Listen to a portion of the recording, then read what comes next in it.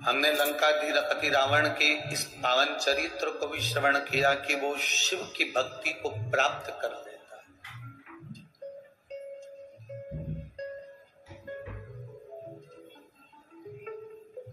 शंकर क्या नहीं दे देते, शिव क्या न प्रदान कर देते। बस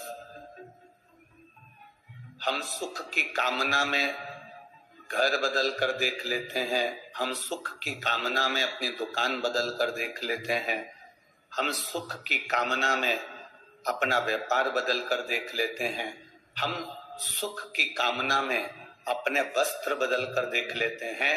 शिव महापुराण की कथा कहती है, सुख की कामना में घर बदल कर देख लिया, व्यापार बदल कर देख लिया, वस्त्र बदल कर देख लिए, दुकान बदल कर देख ली। अब एक बार सुख की कामना के लिए अपना दिल चित्त बदल कर देखना, सुख अपने आप मिल जाए।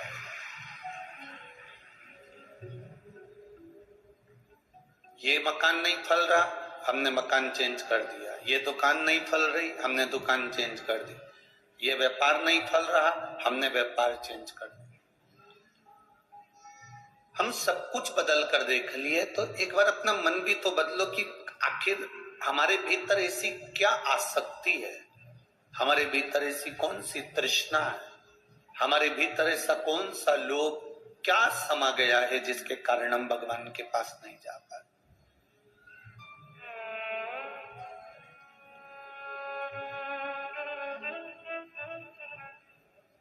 जब हमारे भीतर से हमारे चित्त को हम बदलेंगे, हमारे मन को हम बदलेंगे, हमारी बुद्धि को, हमारे चिदानंद को हम बदलेंगे, हमारे मन को थोड़ा सा बदलने का प्रयास करेंगे।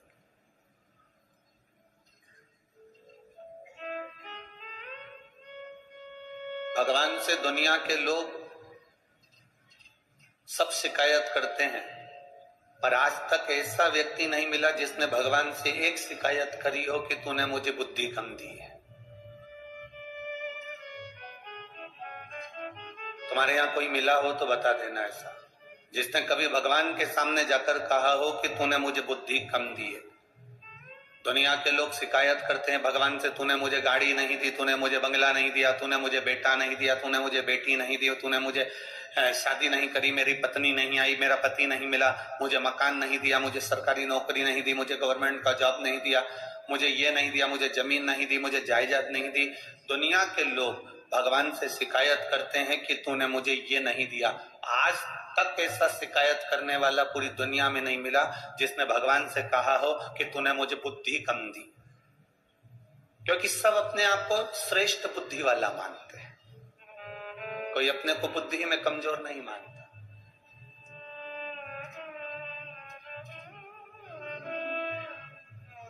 एक श्रेष्ठता आप में है कि आप अपने आप को बुद्धि में कमजोर नहीं मानते, तो शिव महापुराण की कथा कहती है फिर भगवान की भक्ति में कमजोर कैसे हो सकते हो, उसके भजन में कमजोर कैसे हो सकते हो, आप उसके अनुमोदन में, उसके निवेदन में, उसकी श्रद्धा में अपने कमी कैसे ला सकते हो, उसके विश्वास में अपनी कमी कैसे ला सकते हो।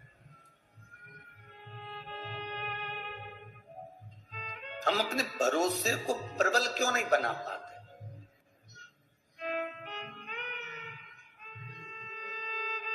जिस दिन हमारा भरोसा, हम हमारी दृढ़ता परमात्मा के भरोसे पर छोड़ देते हैं, वो कहते हैं ना, दो तरह के लोग होते हैं, कोई ईश्वर के लिए, भगवान के लिए सब कुछ छोड़ देता, दो तरह के लोग होते हैं, जो एक भगवान के लिए सब कुछ छोड़ देता है और दूसरा वो जो भगवान पर सब कुछ छोड़ देता। अब दोनों का नाम आप बोलिएगा, पहला कौन व्यक्ति कौन है? दो तरह के लोग हैं। पहला कौन सा? जो भगवान के लिए, बोलो जम के बोलो, सब कुछ छोड़ दे। कई लोग कहते हैं हमने घर छोड़ दिया, हमने ये परिवार छोड़ दिया, हमने रिश्ते छोड़ दिए, भगवान के लिए हमने अपना मकान छोड़ दिया, भगवान के लिए हम जंगल में जाकर बैठ गए, भगवान के लिए हमने वानप्रस्थ धारण कर लिया, भगवान के लिए हमने भोजन छोड़ दिया, भगवान के लिए हमने खाना पीना छोड़ दिया, भगवान के लिए हमने सब सुख छोड़ दिया। कई लोग मिलते हैं जो कहते दो तरह के लोग होते हैं, एक भगवान के लिए, ईश्वर के लिए सब कुछ छोड़ देते हैं, और दूसरा वो होता है जो ईश्वर पर सब कुछ छोड़ देता है। इसमें सबसे प्रबल कौन सा है? इन दोनों में श्रेष्ठ कौन सा है? चलो बोलो रे छत्तीसगढ़ वालों, तिलदाने वाले बोलो जरा, दोनों में श्रेष्ठ कौन सा है? पहला है भगवान के लिए सब कुछ छोड़ देना, और दूसरा है भगवान पर सब कुछ छोड़ देना। अब आपके हिसाब से श्रेष्ठ कौन सा है, पहला कि दूसरा? दूसरा। बस आपके लिए ताली बजा लो कि आज आपने श्रेष्ठता का निर्णय लिया। ये आपके लिए है।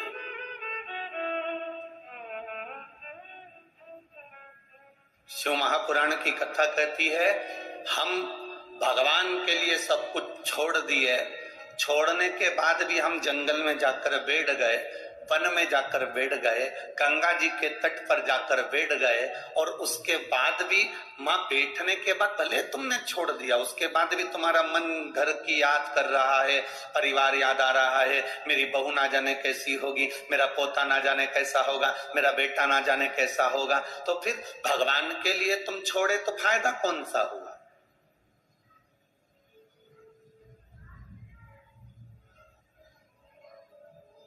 हमने पहले भी कथा में कहा, संत बनना सरल, साधु बनना सरल, तपस्वी बनना सरल, सन्यासी बनना सरल, गंगा जी के घाट पर बैठकर तप करना सरल, नर्मदा जी के तट पर बैठकर भगवान की भक्ति करना सरल, यमुना जी के घाट पर रहकर भजन करना सरल, सरयू के घाट पर बैठकर तप करना सरल, पर सबसे ज्यादा कठिन है घर में रहकर, परिवार में रहकर उनका भरण पोषण करते हुए भगवान का भजन करना, ये कठिन है। ये दुनिया का सबसे कठिन काम है।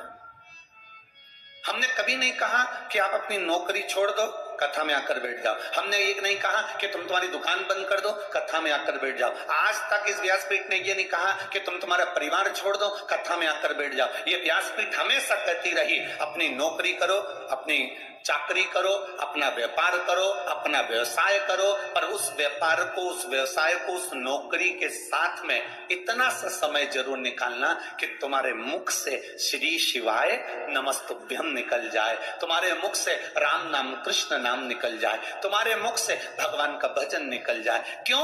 नौकरी करते, व्यापार करते, तनख्वाह लाते, तुम जितनी कमाई करोगे अपनी बीवी और बच्चों के लिए करोगे, तुम जितना कमाओगे अपने परिवार के लिए कमाओगे, तुम जितनी मेहनत करोगे अपने परिवार के लिए करोगे, अपने परिवार को देने का प्रयास करोगे। और तुमने जो बीमा इकट्ठा करा है, पैसे जोड़ जोड़ कर जो तुमने इकट्ठा करा बीमा, तुम्हारे मरने के बाद भी मिलेगा तो तुम्हारे परिवार को मिलेगा। पर तुम नौकरी करते करते, काम करते करते जो तुमने भजन कर लिया, काम करते करते जो तुमने मंत्र जाप कर लिया, काम करते करते तुम्हारे मुख से श्री शिवाय नमस्तुभ्यम निकल गया, काम करते करते तुम भगवान का भजन कर लिए, तो वो तुम्हारी जिंदगी भर तुम्हारे साथ में जाने वाला है, अंत समय तक तुम्हारा साथ निभाने वाला है। हमने एक बात पहले भी कथा में कही, आप लोगों ने सुनी कि नहीं सुनी? हमने कहा था जब तुम्हारा व्यापार अच्छा चले ना, तुम्हारी नौकरी अच्छी चले ना, तो पत्नी के जेवर बनवा दो। तुम्हारा व्यापार अच्छा चले, तुम्हारी नौकरी अच्छी चले तो थोड़ी जमीन खरीद लो। तुम्हारा व्यापार अच्छा चले, तुम्हारी नौकरी अच्छी चले तो थोड़ा बच्चों के लिए अच्छा कर दो। तुम्हारा व्यापार अच्छा चले, तुम्हारी नौकरी अच्छी चले तो एक दो प्लाट लेकर पटक दो। तुम्हारा व्यापार अच्छा चले, तुम्हारी ये हम जब ये बात बोलते हैं ना, तो कई लोग हमसे नफरत करते हैं कि बताओ, इनको तो कहना चाहिए कि सब छोड़ दो, उल्टा ये कहते हैं और खरीद लो। ये सीवर वाला महाराज तो पगला है पूरा। हमारे लोग विरोधी हो जाते हैं इस चक्कर में कि ये उल्टी कथा बाजता। हमारा निवेदन है, जब तक तुम्हारा व्यापार अच्छा चले, तुम्हारी नौकरी अच्छी चले, पत्नी के जेवर बनवाओ, बच्चों की एजुकेशन कराओ, अच्छे कपड़े दिलाओ, प्लाट खरीद लो, जमीन खरीद लो, मकान बना लो। चलती हुई नौकरी में, चलते हुए व्यापार में तुम अपने परिवार के लिए सब कुछ करो, पर इतना याद रखना, जैसे चलती हुई नौकरी में जेवर बनाओगे चल जाएगा, चलती हुई नौकरी में, चलते हुए व्यापार में जमीन खरीद लोगे तो पैसा दिल आ जाएगा, उसी तरह इस चलती हुई श्वास में भगवान का भजन कर लोगे तो जीवन सार्थक हो जाएगा। चलते चलते चलने दो, काम करते रहो, नाम जपते रहो, पार कर देगा वो भी कभी ना कभी।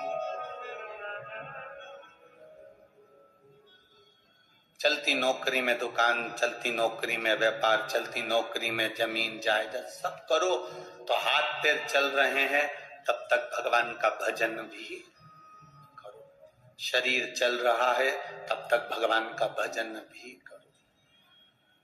शरीर चले तब तक कथा में जाओ, शरीर चले तब तक तीर्थ में जाओ, शरीर चले तब तक भगवान के दरवाजे जाओ। और बहुत याद रखना, दो चीजें स्मरण में रखें, तुम्हारे घर में चले तब तक सारे दान पुण्य कर लो, और जब तक शरीर चले तब तक कथा सुन लो, तब तक तुम्हारी मर्जी पड़े जहां जाओ। शरीर चले तब तक इस शरीर का सदुपयोग करो, शरीर चले इस शरीर का सदुपयोग करिए। इस शरीर को गलत जगह पर मत भेजो, इस शरीर को गलत व्यसन में मत ले जाओ, इस शरीर को गलत जगह पर लेकर मत जाओ। कहां मदिरा पान में, कहां मांसाहार में, कहां वेश्यावृत्ति में, कहां जुए में, कहां चरस में, कहां अफीम में, कहां गांजे में, कहां इस शरीर को लेकर जा रहे हैं, कहां इस शरीर को पहुंचा रहे हैं। मैं छत्तीसगढ़ पुलिस को और इस हेलो जिंदगी रायपुर पुलिस को धन्यवाद देना चाहूंगा, जिन्होंने एक पहल कर रखी है नशा मुक्ति के लिए, नशे की रोक के लिए।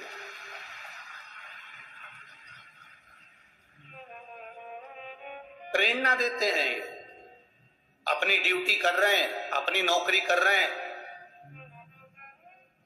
और मैं कहना चाहूंगा कि केवल छत्तीसगढ़ रायपुर की पुलिस को देखकर पूरे भारत देश की पुलिस को ही अपनाना चाहिए कि पुलिस का कर्म करते करते भी एक नशा मुक्ति का एक अलग लक्ष्य लेकर चलना चाहिए, जिससे भारत की भूमि की माताएं स्वतंत्र रूप से आनंद के साथ अपने घर में रह सके। हम अपने शरीर को कहां ले जा रहे हैं, हम अपने शरीर को किस जगह लेकर जा रहे हैं, हम अपने शरीर को किस स्थान पर लेकर जा रहे हैं। और केवल ये छत्तीसगढ़ पुलिस का फर्ज नहीं, रायपुर पुलिस का फर्ज नहीं, आपका भी फर्ज है कि आप व्यसन करने वालों को रोक सकते हैं और उनको सतमार्ग की ओर लेकर जा सकते हैं। ये अपना भी फर्ज है। एक बार रायपुर छत्तीसगढ़ की इस पुलिस प्रशासन के लिए, जिन्होंने हेलो जिंदगी का एक आनंद लेते हुए संपूर्ण क्षेत्र में अपने नशा से लोगों को दूर करने का प्रयास किया, दूर करने, मैं धन्यवाद देता हूं, बहुत साधुता रखी। अपने चित्त को बदलने का प्रयास करिए, अपने मन को बदलने का प्रयास करिए, अपने भाव को बदलने का प्रयास करिए। ये नहीं कि हम संत बन गए, साधु बन गए, तपस्वी बन गए, साधक बन गए, उपासक बन गए, फिर वही वाली बात आ गई कि दो तरह के व्यक्ति हैं, दो तरह के लोग होते हैं। एक ईश्वर के लिए, भगवान के लिए सब कुछ छोड़ देते हैं, और दूसरा वो होता है जो भगवान पर सब कुछ छोड़ देता। तो हम चाहते हैं आप अपना घर ना छोड़िए, आप अपना परिवार ना छोड़िए, आप अपने व्यापार, दुकान, नौकरी को मत छोड़िए, आप तो उसमें रहिए, पर अपने आप को ही नहीं, अपने पूरे परिवार को भगवान के भरोसे छोड़ दीजिए कि वो संभालेगा, जो होगा वो करेगा। अब सौंप दिया इस जीवन का सब भार तुम्हारे हाथों में, हे हार तुम्हारे हाथों में और जीत तुम्हारे हाथों में। अपना संपूर्ण भाव, अपना संपूर्ण जीवन हम उसको सौंप,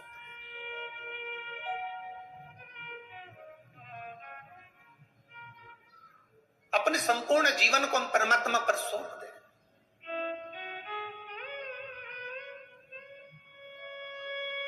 आप लोग जब यहां आ रही होगे ना, जितने लोग यहां आ रहे होंगे तो आपके घर के लोग करेंगे, इतना पानी गिर रहा है, घर में सुन लो ना, क्या करोगे वहां कीचड़ में जाके? अकल वकल नहीं है क्या तुम में? समझ नहीं पड़ती क्या तुमको? इतने में ये चोटी करती करती उसको घूर के देखी और वो बोल ही रहा है, क्या करोगी जाके? इतना पानी गिर रहा है, इतना कीचड़ हो रहा है। और वो चोटी करती करती फिर उसने पल्लू पे लिया, पेंसिल से लाइन खींची और डब्बा भर गया और बिंदी लगा के रुमाल रुमाल उठा के, रुमाल में थोड़ी सी सुपारी रख के, सुपारी रख के इसलिए लाई कहीं बोर होंगी तो मुंह में, सुपारी रख के और फिर चली। अब इसने अपने मना करने वाले बेटे से और परिवार वाले से, चल मेरे को छोड़ के आ, हम नहीं जाए, पानी गिर रहा है। चल अच्छा 500 रुपए दे। 500 रुपए काय के लिए? अब तू छोड़ने नहीं जा रहा तो मैं गाड़ी से जाऊंगी। इतने में बोला चलो मैं छोड़ देता हूं, और फिर छोड़ के फिर बोला, इतना कीचड़ हो रहा है, मां कहां जा रही, कीचड़ कीचड़ हो रहा है, तू जा।